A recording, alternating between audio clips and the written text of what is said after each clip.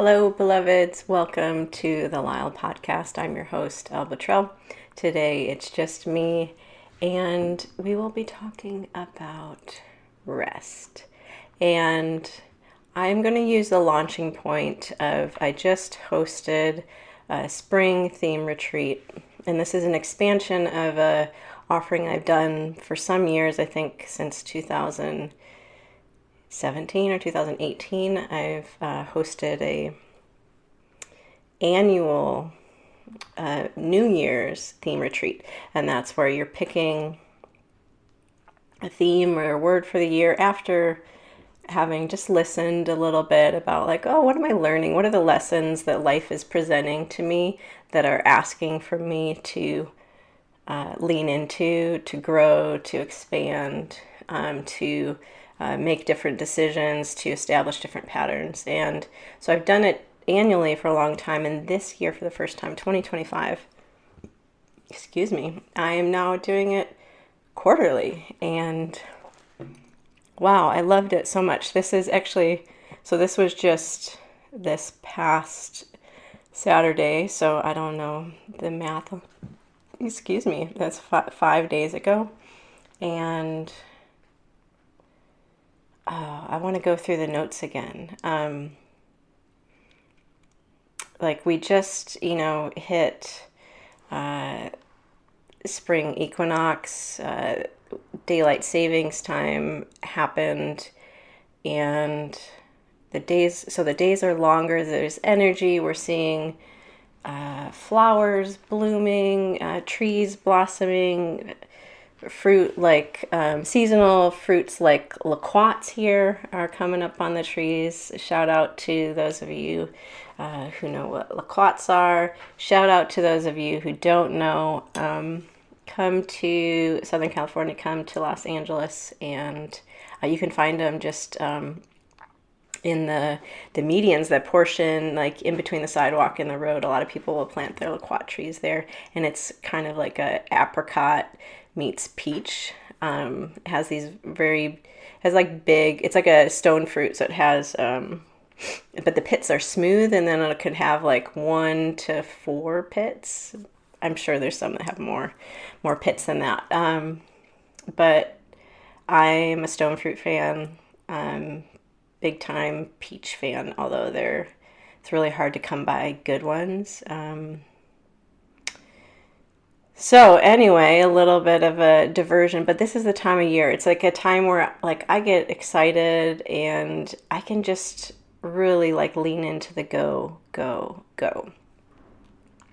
And it was so wonderful to have. It was a 3-hour period of designated, I'm going to think about the bigger picture. I'm going to pull back. There's different ways to think about it. You can think you're pulling back, but you can also think I'm diving in. But the key thing is that there's a stopping, there's a pausing, there's a resting. And so today I wanted to talk about rest, and rest as a practice, as a discipline, rest as something that's essential, rest as resistance, rest as revolution, rest as joy, rest as holy. So rest is so many things, and I didn't have models to teach me how to rest. It wasn't until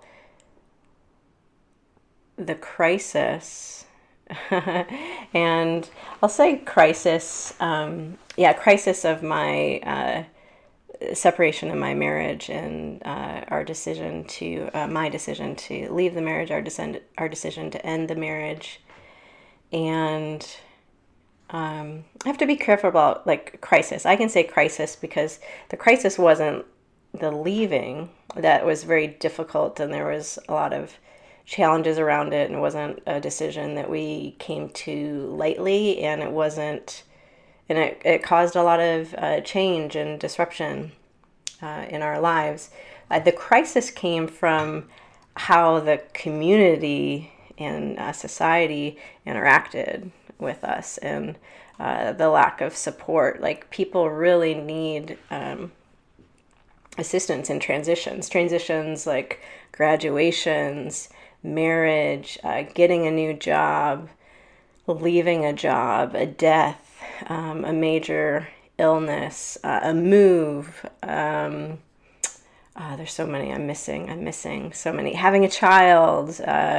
There's so many of these transitions, and we have traditions around them to help one another out. And divorce doesn't have those traditions about it. So that's just a little bit of backstory about why I say crisis. Like, the ending of the marriage, I think, can actually be quite healthy. Like, the reason why it ended is because it was no longer serving to honor and expand love, which I believe to be fundamental to why we should get married. It should be a pillar and example of love, but it wasn't. We weren't really able to do that anymore, and that this is not about an exposition of that and the why. This is about, I went through a crisis as people didn't support me in the ways that I needed in that transition. And so I had to do very significant things to take care of myself, and rest became very pivotal. Play became very pivotal. Beauty became very pivotal. Art became very pivotal. Creativity, nature became very pivotal. But the big umbrella of this is rest. Like, laughter became very, and joy became very pivotal. Like, so I leaned into like comedy and had a discipline, and still do expansive discipline of taking in humor and comedy. Dance became very critical. But all this, I had to rest, and I had to resist the go that my upbringing and society had conditioned me for. I had to know that it was okay. I had to know that it not only was it okay, it was essential to rest. But there was a need to resist. So in my resting, I'm resisting from forces that don't really care about my health and my well-being. So rest is resistance. Rest is essential. We need to sleep at night. Like, literally, if you don't sleep enough at night, it leads to early death. Like, we need to be getting, I think you need to be in the 7 to 9 hour window at night. To not do so is associated with increased mortality. And that is not insignificant. And that's not just then to perseverate that, but it's like, what are the things that are leading to inability to sleep? And I think rest is really pivotal to that. So sleep, we need to sleep. But like, I used to wish I could be one of those people that could get by with 6 hours, 5 hours, 4 hours, 3 hours. Those people that you're just like, how do you get all this done? Because it made me feel so good to get things done. It felt very validating. This society, like, the more degrees you have, the more projects you have done, like, the more you're like here, there, and everywhere, like, the more you're honored and praised. I can think about just like how people treated me when I got accomplishments, like going from my master's degree to my doctoral degree in physical therapy. It was like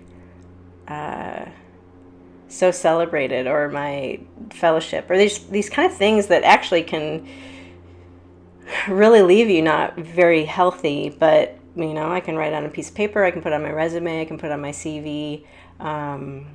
You can call me doctor now, right? These kind of things that culture and our society celebrates and elevates. And it can be really, really, really tricky to find rest. So it's a resistance, it's a grind, but it's essential. It's essential to our health and well-being.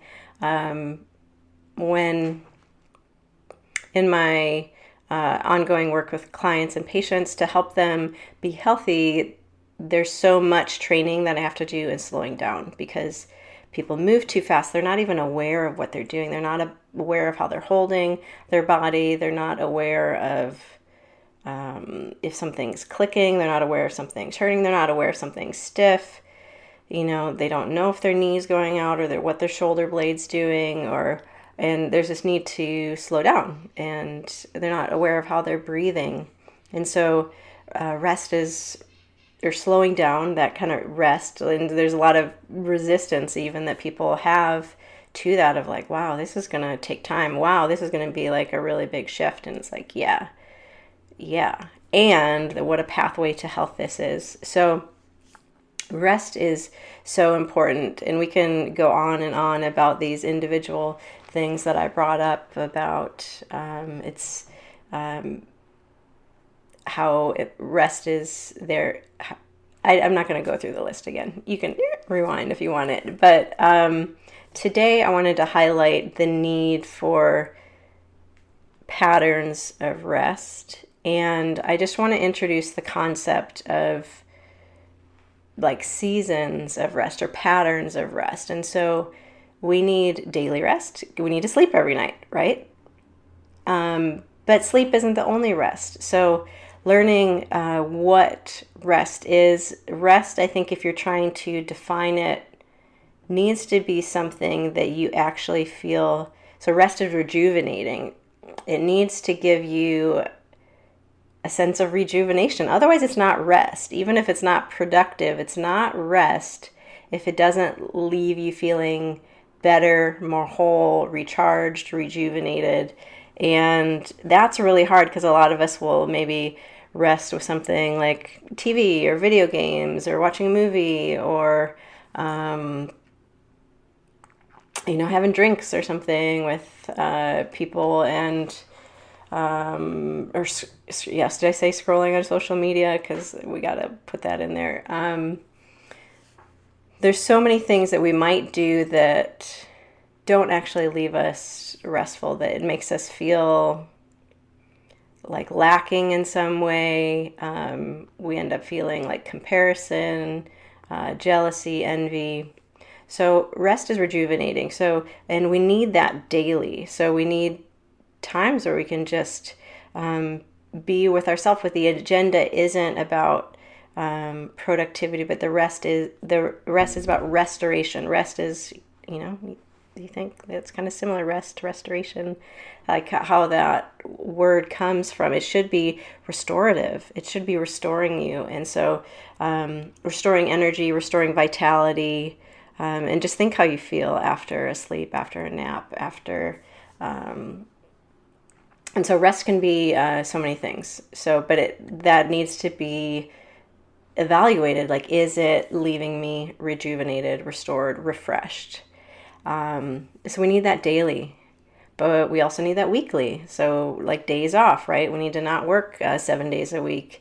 And even in our spiritual traditions, things like Christianity, there's concepts like the Sabbath, and Jewish traditions have that as well. So does Muslim. There's so many religions that I'm not familiar with. It's this concept of, we need rest, we need celebration, and we need that. And think of our calendar. We're talking about that every 7 days, right? So we need weekly rest. We need monthly rest. So So what does that look like? So what does a daily rest look like versus weekly rest versus monthly rest? Then we might need a quarterly rest. So there, I led off with these retreats. So this is a practice for me. I'm so excited. I've wanted to do quarterly retreats, and I kind of envisioned, and maybe I can get to the place in my life where this happens, that I heard somebody talk about, and this like blew my mind, like in 2017, this couple was living in Portland for a brief time, and they talked about doing quarterly silent retreats. And I think they were going to kind of like monastic kind of places. And that sounded like, I was like, yes, that sounds so great. That sounds so healthy, so restorative. I would feel so reset. I was pretty sure after that. I have at times looked for places like that, but haven't gotten to the place to do that. And of course, we know there's challenges against that. Things like, who's going to take care of the dogs? Like, what's the expense with that? Da, da, da. But quarterly retreats. So seasonally, we think like, oh, we just had our spring equinox. Soon it'll be summer solstice, then fall equinox, then winter solstice. So we need these rhythms. Maybe you need a half year, so a semi-annual time of rest. Then we need annual time of rest. And then biblically, there's this concept of Jubilee, where there's other features, and this is shared in, it comes from the shared history in Judaism of like a giving back, of like an equalizing of property, canceling of debts. So rest is, and it's about like partying, like feasting. We're just gonna like get everybody together and we're gonna be like, woo! That is like a practice that God cares about. That every 7 years, we're gonna do this kind of big thing, and it's not just gonna be all about accumulating and go go go. And that in certain workplaces is called like a sabbatical. You think Sabbath, sabbatical, they sound kind of like similar words. And when I went through the early portion of my separation and through that crisis, I was like, I have to do a sabbatical. And I had to call it a sabbatical to allow myself to do it, to not say like, oh, I'm having a breakdown or a... But I was so backlogged of like not resting that I had to do it. And in that rest period for me, that sabbatical was like 3 or 4 months.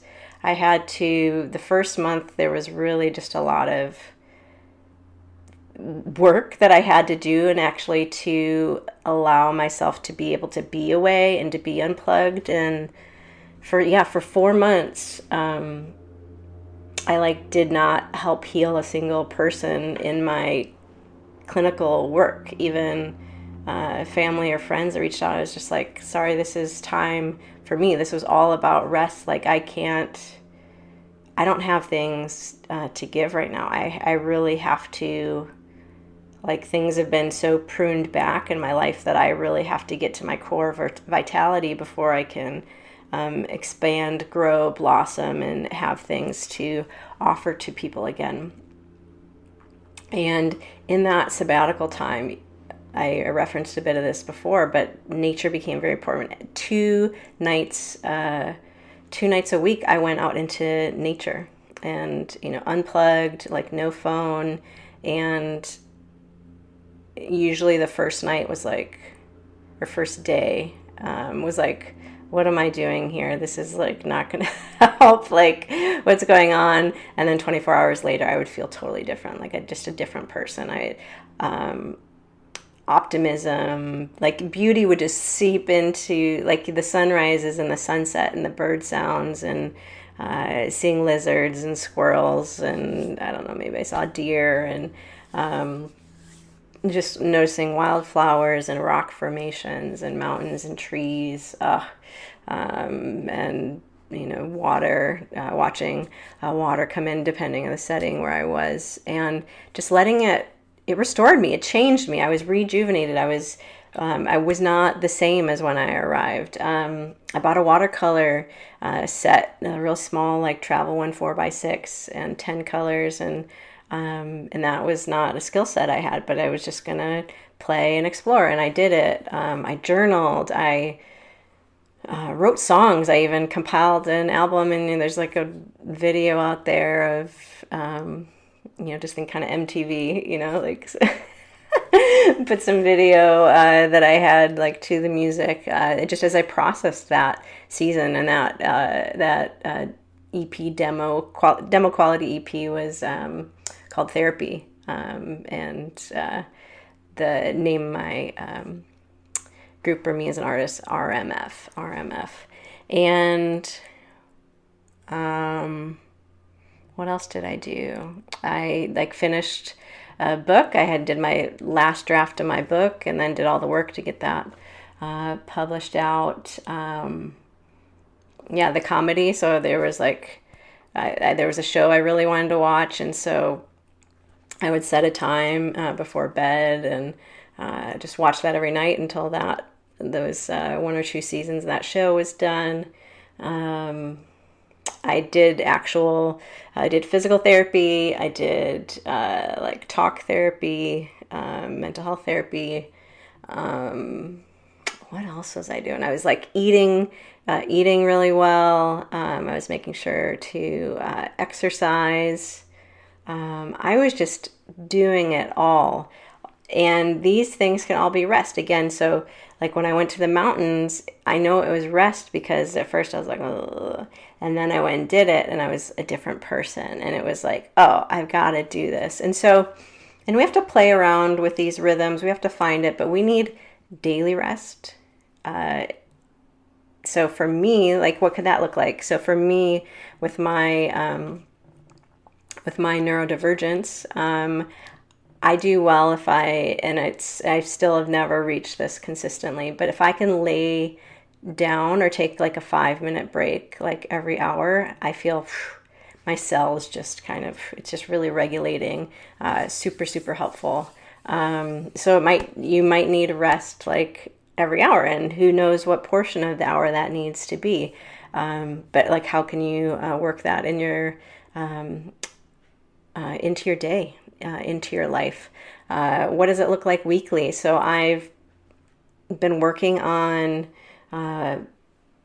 having an actual Sabbath, where even though in evangelical Christianity, I don't think we followed the Sabbath as maybe we didn't go do everything, but the Sabbath talks about not even biblically it talks about not even going grocery shopping, not even Jesus got in trouble on the Sabbath for wanting to for helping somebody, or his disciples gathering food from a field.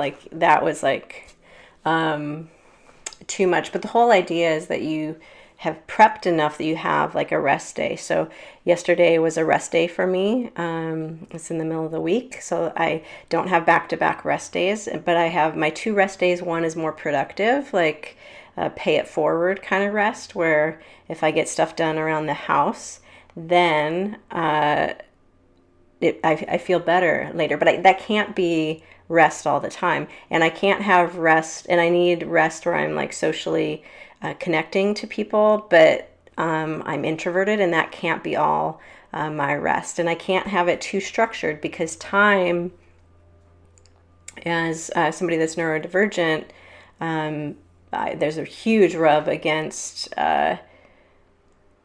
the time culture in the US. That's just my brain, and how I relate to time is very different than how the US, and it's very hard to have this structure. You need to be here and do all these kind of things, because my brain is very excited about ideas and thoughts and connections, and there's a fluidity and lots of movement happening in my head, so it's hard to be really rigid. So rest for me yesterday is a rest day, where it's I really just do what I want to in the moment, because what I decide what'll be restful, because sometimes what we think will be restful, I learned this the hard way. What I thought would be fun or restful on a weekend, a Friday, is not necessarily, because I'm often too tired as an introvert. Friday night, I'm too tired to go out, and as a young person, I wanted to fit in and do all the things, and it made me, the story I told myself was that I was a loser or something was wrong with me. I felt ashamed if I didn't have plans on a Friday night. And I actually couldn't fully enjoy being alone on Friday night, because I felt well, why didn't people invite me? Even though I didn't necessarily have the energy or want to go out, and I literally would make myself sick. So a lot of my life, earlier life, any illness I had was just from pushing myself too hard. So I'd get sick, and if I could just have a good night's sleep, I felt better. And if you find yourself getting sick a lot, and this can even be diagnosed kind of things, there's probably something about rest where you're not taking care of yourself. Women are particularly susceptible to this, even when we're talking something diagnosable like autoimmune diseases that occurs 80% in women. This is something that's really been brought to the forefront of my mind. I feel a lot of kindredness with this man, Gabor Mate. I would love for him to come on this podcast at some point. But his book, The Myth of Normal, I highly recommend it. Talks about just toxic culture and how that brings disease in our bodies. So even things that are diagnosable, even visible kind of things, can come from just stress. And how do we deal with stress? Rest. So finding what's healthy and restful. So weekly, that's what I've worked on, and I found that I do better with working a few days grouped together, then a rest day, a few more days, rest day. So not a traditional like Saturday, Sunday. Even right now, I work on Sundays because that aligns with my partner's work schedule better and allows me to be accessible to patients and clients in a way that offers an advantage and a gift, a resource to them, where it's not bumping into their work schedules typically. So weekly rest, so important. So what did I do yesterday on my rest day? Let's see, slept in, so no alarm. And, sometimes I might get up early, but yesterday was I think I slept 10 and a half hours because I needed it. I've been pushing, I've been doing these open mics, and so scary. It's gotten better, and I had just done one 2 nights before where I invited somebody to play with me and didn't really practice, and for him that's fine because he's been a musician forever. He's in his 70s, and that was easy. I could show him my song and he could play along. But for me, it caused it was a big stretch. And that's what these open mics are about, growing. And growing, you need rest. If you're trying to learn something, you need rest. And I did a podcast recording with a loved one. I'm so excited to share that with you yesterday. And I found myself just feeling different. And then I just realized this is carryover from the night before, plus the emotions of this podcast. I love talking about how to live your healthiest life with people. It's a very dear topic to me. It's invigorating, but sometimes it touches on vulnerability, and family for me right now is a tenuous place because of circumstances. Let's just leave it at that. And so yesterday just slept in. That was so great. And then, just hanging out with the dogs, taking care of them. I don't even know why I'm doing this. This is one of the worst things for me to do, remember what I did yesterday.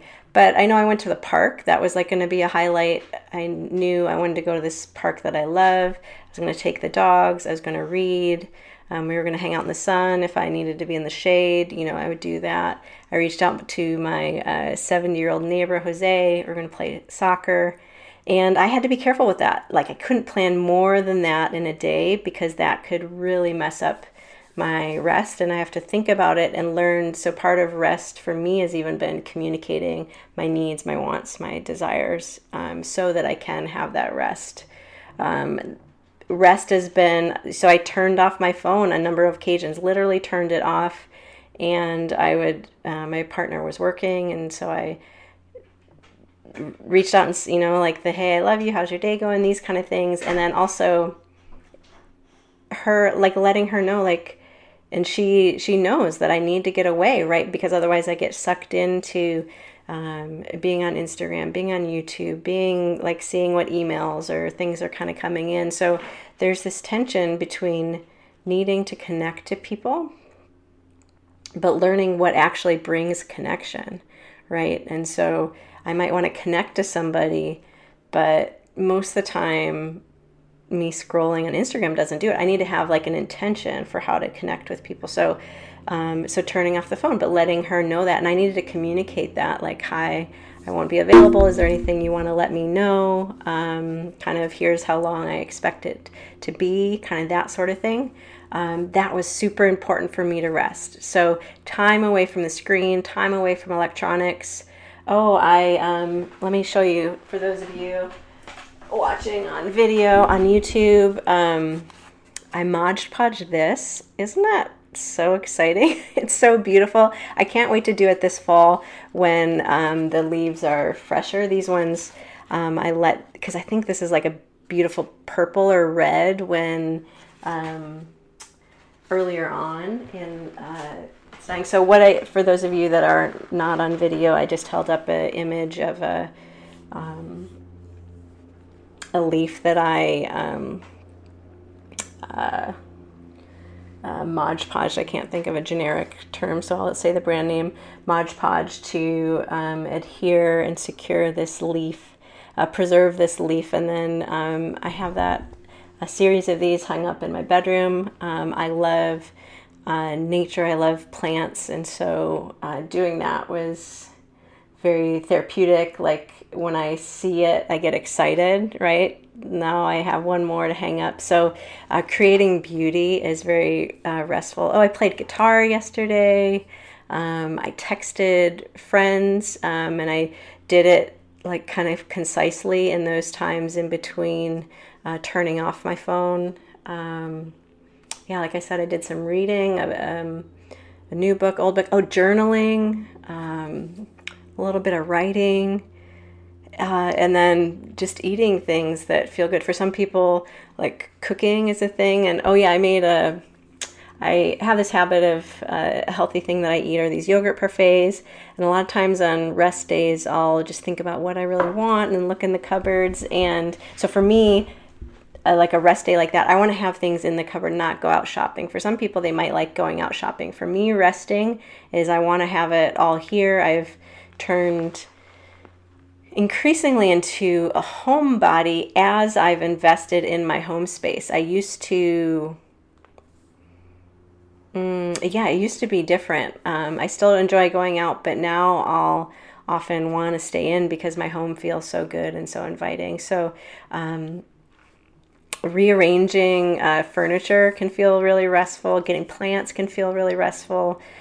Sometimes I might want to do things like taking care of the compost or flowers. I walked yesterday and brought some flowers in from the walk, put those in the kitchen. I don't know the name of this sort of like succulent kind of plant, and it was like hanging off, like a branch broke off from somebody that had a bunch. And so I was like, I'm going to take that and transplant it. So I put that out in the front yard there was just like this brown patch that I've been nurturing. So nurturing beauty, really, really helpful. So those are some things, and I think I watched a TV show. Those are things that are, like for me yesterday, that were really restful.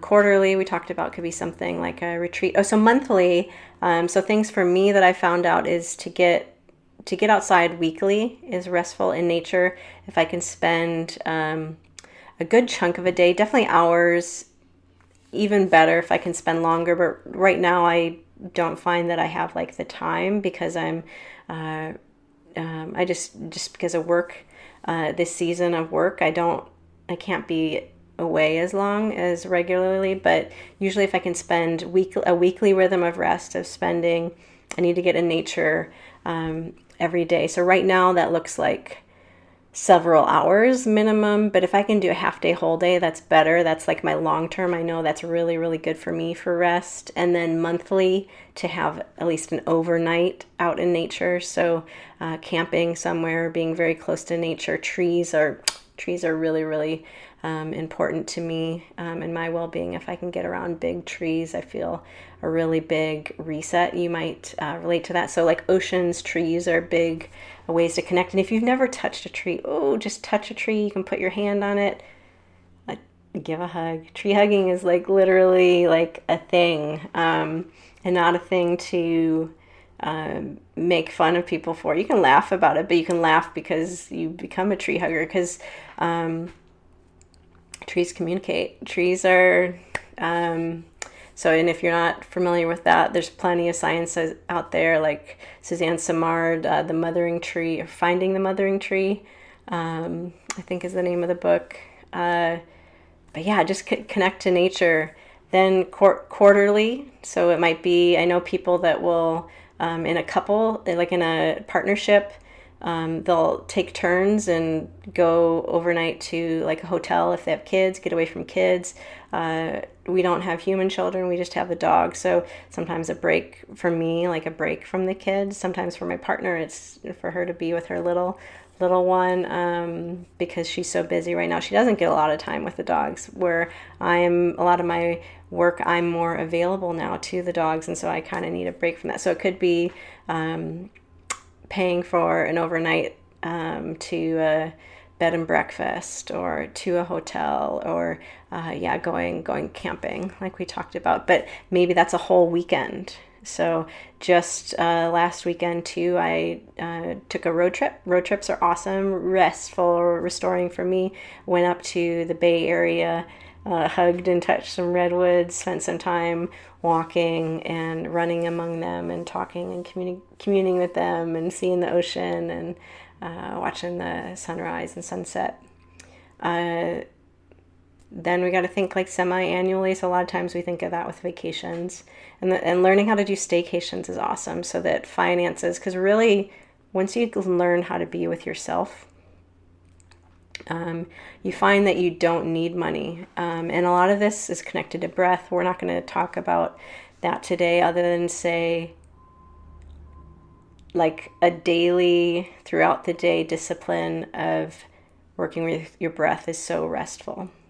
So restful. And if you can do that and connect to that, like, you're going to find just a joy to be content kind of almost anywhere, because nobody can take that away from you. You always, as long as you're alive, you have access to your breath, and nobody can take that from you. And it's such a grounding, centering, healing, whole place within you. So staycations can be awesome, but just learning like how to do that for you. You don't have to have a lot of money to take these times away, and then just being creative with people, whether it's swapping childcare or dog care, or even like switching homes with somebody or something like that. Like, because if you can get out of your setting, that's really helpful, right? Annual, so maybe a bigger trip annually. Again, doesn't have to be a trip. It can just be a dedicated time of rest at home, or doing trips in your neighborhood, or projects around the house, or just lots of like sleeping, napping, reading books, writing poetry, reading poetry, playing musical instruments, getting connected to the flora and fauna around you. One of the restful things I meant to do it before recording this video, I'm pointing at the window. There's a bird feeder swaying there right now. I've got some birds that will be very happy once I fill that up. I meant to do that because then I could have been sitting here looking at it while I'm talking to you. But it can be very, very simple. Feeding birds can be very restful. Gardening, like picking a flower, like just even looking at a dandelion, looking at the dew on the grass when you're sitting, meditating, watching the way the light falls in through the window, and through a glass of water, and just seeing how it reflects and refracts and all that. Developing an eye for beauty is very restful. So, but just spend more time doing it annually. And then the thing that crisis taught me, the end of the lack of support that I got in the transition away from my marriage, was the need for sabbatical. I had been a physical therapist at that point, 3 years ago, I don't know, 15, 16 something plus years, and I just hadn't had an extended year off or time off of planned rest. And I really think even 3 or 4 months isn't quite enough, I think, especially when I had to do all that work on the front end. But if you can plan for it. So that was like my big takeaway. And I told my students that I interacted with that they're before they launch their career, to be thinking, planning and saving. Okay, I'm going to take these trips, but what am I going to do every 5 years, 7 years, 10 years, or take this big extended rest